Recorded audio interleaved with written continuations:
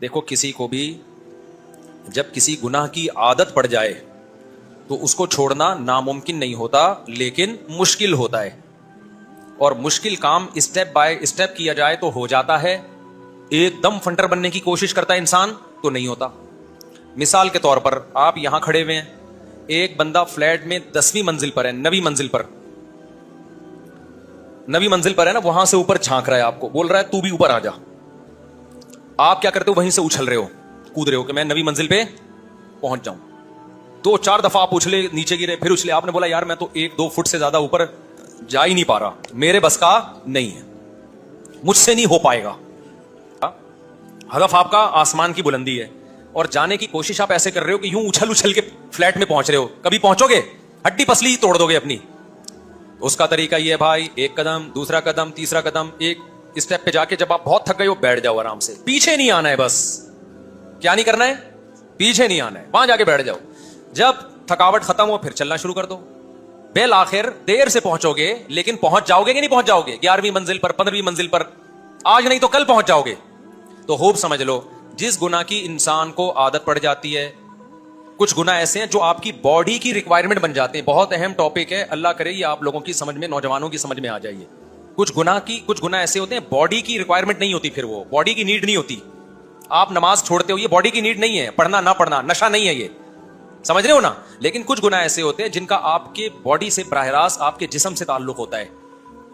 تو پھر جب وہ آپ گناہ نہیں کرتے تو آپ کا جسم بے چین ہوتا ہے. جیسے نشہ ہے, نشے کی عادت آپ کی باڈی کو پڑتی ہے کہ نہیں پڑتی؟ اب دیکھو مجھے چائے کی عادت ہے, میری کھوپڑی کام نہیں کر رہی تھی, میں نے چائے پی ہے تو کھوپڑی نے کام کرنا شروع کر دیا. یہ عادت یہ کس چیز کی, یہ میری باڈی کی ریکوائرمنٹ بن گئی ہے نا, تبھی تو نقصان دہ چیز ہے. میں سمجھا پا رہا ہوں اپنی بات؟ شراب کی عادت کس کو, باڈی کو پڑ جاتی ہے. اگر آپ نہیں پیو گے آپ کی باڈی احتجاج کرتی ہے. تو جن چیزوں میں آپ کی باڈی احتجاج کرتی ہے نا, اس کو برداشت کرنا مشکل ہوتا ہے انسان کے لیے, کیونکہ جسم بار بار پکار کے کہہ رہا ہوتا ہے مجھے یہ چاہیے, مجھے یہ چاہیے, مجھے یہ چاہیے. چرسی کے لیے چرس چھوڑنا کیوں مشکل ہے؟ وہ اس کے ابا کا تقاضا نہیں ہے, اما کا تقاضا نہیں, وہ اس کے خود اپنے اندر کا تقاضا ہے. بھائی کچھ تقاضے شیطان کے ہوتے ہیں, آدمی شیطان کو کہہ سکتا ہے میں نہیں مانتا, جا بھائی تو جو مرضی کر. لیکن کچھ تقاضے شیطان کے بعد میں, پہلے آپ کے اندر کے تقاضے ہیں. وہ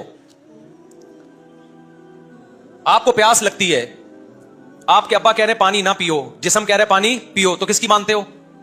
جسم کی, کیونکہ جسم کا مقابلہ کرنا آسان نہیں ہے, بہت مشکل ہے. بھوک لگ رہی ہے, کس کا مطالبہ ہے یہ؟ کھانا. آپ کو جب بھوک لگتی ہے تو آپ کا جسم کہتا ہے مجھے کیا چاہیے, روٹی چاہیے. برداشت کب تک کرو گے؟ 1 دفعہ 2 دفعہ, بار بار ہر وقت دماغ میں یہی آتا رہے گا کہ روٹی چاہیے. تو جب تک روٹی کھاؤ گے نہیں تسلی نہیں ہوگی. سمجھتے ہو کہ نہیں سمجھتے؟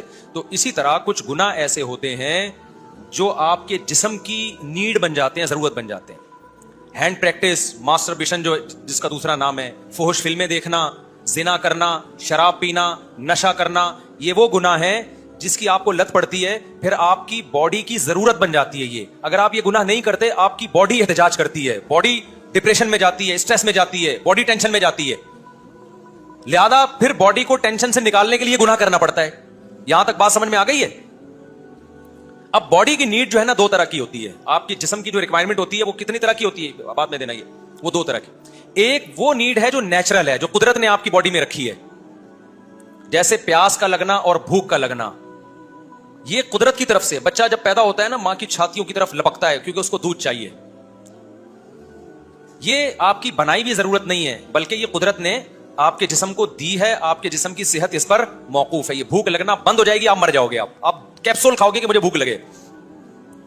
اور کچھ باڈی کی ضرورتیں ایسی ہوتی ہیں جو قدرت نے نہیں رکھی, آپ نے اپنی باڈی کے ساتھ غلط کر کے باڈی کو عادی بنا لیا ہوتا ہے اس کا. وہ آپ کی باڈی کی ضرورت ہوتی نہیں ہے, آپ نے وہ کام کر کر کے اپنی باڈی کو, اپنے جسم کو ان چیزوں کا عادی بنا لیا ہوتا ہے. آپ نے چھلانگ لگا کے گناہ کرنا شروع کر دیے, زنا کر لیا, ہینڈ پریکٹس, فحش فلمیں. تو اب پتہ ہے کیا کرنا ہے؟ اسٹیپ بائی اسٹیپ اوپر جانا ہے. پہلا اسٹیپ یہ کرنا ہے کہ آپ نے اپنے آپ کو سزا دینی ہے کہ میں نے جب بھی یہ گناہ کیا نا, میں اتنے پیسے صدقہ کروں گا یا میں اتنے روزے رکھوں گا. اس کے بغیر خالی پیلی کی توبہ تو کروں گا میں, لیکن اب یہ ایسی توبہ نہیں ہوگی, ایک تھپڑ کے ساتھ توبہ ہوگی. ایک بچہ غلطی کرتا ہے, ابا سے سوری کرتا ہے, پھر غلطی کرتا ہے, ابا سے سوری کرتا ہے. ابا کہتا ہے ٹھیک ہے اب تو سوری تو کرے گا لیکن ایک تھپڑ کے ساتھ. اب میں تجھے اس وقت معاف کروں گا جب ایک چانٹا بھی کھائے گا تو, اور اس کے بعد تیری سوری. پھر بچے کو احساس ہوگا صرف سوری سے کام نہیں چلے گا, ایک چانٹا بھی پڑتا ہے اس میں. ایک دفعہ ایک چانٹا پڑے گا تو ہو سکتا ہے وہ ایک دن میں 2 دفعہ وہ غلطی کرتا تھا، اب 1 دفعہ کرے، پھر جب 2 چانٹے پڑیں گے تو وہ آہستہ آہستہ غلطی چھوٹے گی. تو آپ نے کیا کرنا ہے، جب بھی یہ گناہ ہو آپ نے اپنے آپ کو سزا دینی ہے. اچھا شیطان پتہ ہے بڑا ہوشیار ہے، وہ کہتا ہے ٹھیک ہے آپ سزا کی نیت سے گناہ کرو. یہ ایسے ہی ہے جیسے آپ نے سیڑھیوں پہ چڑھنے کا ارادہ کیا اور آپ نے کہا مزید گراؤنڈ فلور پہ چلے جاؤ، ایک ہی دفعہ میں سیڑھیوں پہ چڑھوں گا میں. یہ بہت بڑی حماقت ہے. مزید نیچے جانے کی کوشش مت کرو میرے بھائی. اب آپ تو اوپر کی طرف جاؤ، ریورس نہیں ہونا ہے. آپ نے تھوڑا جانا ہے لیکن جانا اوپر کی طرف ہی ہے. تو اب مزید آگے گناہ کی طرف نہیں جانا، پیچھے جانا ہے. جانا دوبارہ نیکیوں کی طرف ہے، ریورس نہیں ہونا ہے. اب آپ نے اس سے آگے کی طرف نہیں جانا ہے. تو اب آپ نے کیا کرنا ہے کہ آپ نے روزہ رکھ کے اپنے آپ کو سزا دینی ہے یا صدقہ کر کے اپنے آپ کو سزا دینی ہے. اس سے ایک دم نیک نہیں بن جاؤ گے، لیکن جو کام دن میں 6 دفعہ ہوتا تھا تو وہ 3 دفعہ ہونا شروع ہو جائے گا. تھوڑا سی تو کمی آئی کہ نہیں آئی ہے؟ پھر آہستہ آہستہ جو کام دن میں ہر ہفتے میں روزانہ 3 دفعہ ہوتا تھا تو وہ کام ہفتے میں 3 دفعہ ہونا شروع ہو جائے گا. پھر مہینے میں 4 دفعہ ہونا شروع ہو جائے گا. ایک دن آئے گا انشاءاللہ یہ گناہ چھوٹ جائے گا آپ سے اور دوبارہ اس 0 پوائنٹ پہ آگے کھڑے ہو جاؤ. تو توبہ بھی کرنی ہے گڑ گڑا کے اور اسٹیپ بائی اسٹیپ جو ہے اپنے آپ کو سزا دینی ہے.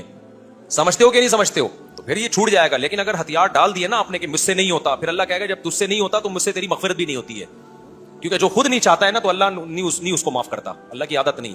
انلزمکموہا وانتم لہا کارہون. اللہ کہتا ہے تو جانا نہیں چاہتا جنت میں اور میں تو زبردستی اٹھا کے بھیج دوں. ایسا نہیں ہوتا، ایسا نہیں ہوتا. اللہ کے جو بچنا چاہے گا تو اللہ اس کا ہاتھ پکڑے گا. جو چاہتا ہی نہیں ہے شیطان کے سامنے ہتھیار ڈال دیتا ہے. لڑکے کہتے ہیں یار ہمیں تو مجزنی کی عادت پڑ گئی ہے، ہم تو نہیں چھوٹتی بھائی، یہ تو اب تو یہ سوسائٹی کا حصہ بن چکی ہے. مفتی صاحب اب یہ باتیں چھوڑ دو یار، اب تو سبھی کرتے ہیں. تو میں کہتا ہوں ٹھیک ہے بھائی، تو اللہ نے تو قرآن میں کہہ دیا کہ بیوی کے علاوہ کسی اور طرح سے کوئی بھی اپنی خواہش پوری کرے گا وہ اللہ کی حدود کو توڑنے والا، اللہ نہیں چھوڑے گا.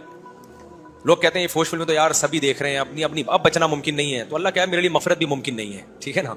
کیونکہ میں نے حرام کیا ہے اس لیے تھوڑی کہ سب کر رہے ہیں تو بھی کرنا شروع کر دے. حرام اس لیے کیا ہے کہ یہ حرام ہے، مجھے ناپسند ہے. تو بچنے کی کوشش کر، تو زور لگا تو بچنے کے لیے. تو جب باڈی کی نیڈ کوئی چیز بن جاتی ہے نا تو جیسے کرتے رہنے سے کرنے کی عادت پڑتی ہے، چھوڑتے رہنے سے